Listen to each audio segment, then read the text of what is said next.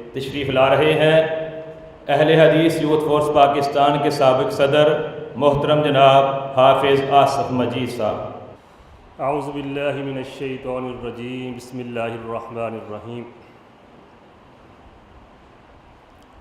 حکم ربی ہے اپنے گھوڑوں کو تیار رکھو۔ بڑی مختصر بات کروں گا، یہ اللہ کا فضل ہے، اہل حدیث کا بچہ جوان دینی امور سے بخوبی آگاہ ہوتا ہے۔ جو باقی مسالک ہیں ان کے مقابلے میں ہمارے بچے، ہمارے جوان دینی معاملات کے اندر، دینی مسائل کے اندر، قرآن و سنت کے مسائل کے حوالے سے بہت آگے ہیں، بخوبی آگاہ ہیں۔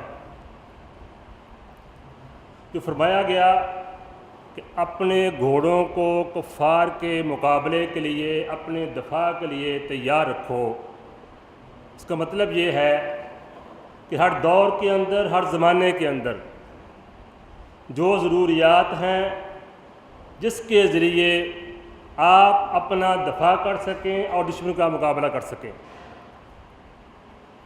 میں سمجھتا ہوں اس دور کے اندر بحیثیت مجموعی عالم اسلام، بالخصوص اہل حدیث افراد،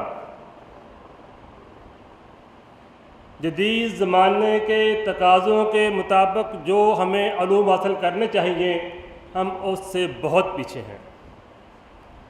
پاکستان کی بات کر لیں، پاکستان کے اندر باقی مسالک کے لوگ آپ سے دنیاوی علوم کے حوالے سے بہت آگے ہیں۔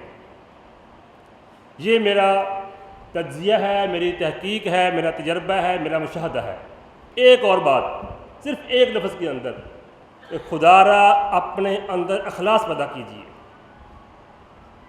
اپنے اندر اخلاص پیدا کیجئے، محبت کا، اخوت کا، بھائی چارے کی فضا پیدا کیجئے۔ آپ جانتے ہیں بغداد کے اندر جب مناظرے ہو رہے تھے، بحث ہو رہی تھی کہ ٹوپی کیسی پہننی ہے، شلوار کیسی پہننی ہے، فلاں کام کیسے کرنا ہے، اس وقت ہلاکو خان نے آ کر بغداد کو تباہ و برباد کر دیا تھا۔ ہمیں چھوٹی موٹی باتوں سے نکل کر اخلاص کو اپنے دل میں بٹھا کر آگے بڑھنا ہے۔ جب اخلاص کو اپنے دل میں بٹھا لیں گے تو پھر کیا ہوگا؟ پھر انشاءاللہ منزلیں آپ کا مقدر ہوں گی۔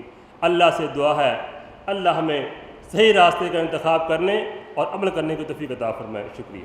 کاروان دعوت قرآن و حدیث، مرکز جمعیت اہل حدیث پاکستان۔